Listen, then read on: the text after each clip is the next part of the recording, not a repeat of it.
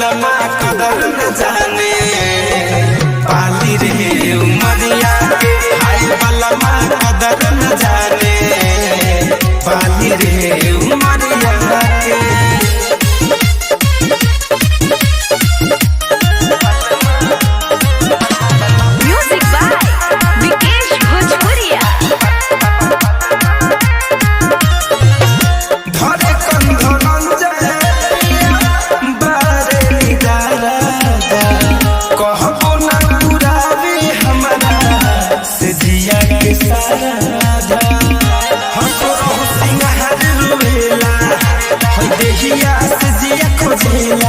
हम मिठू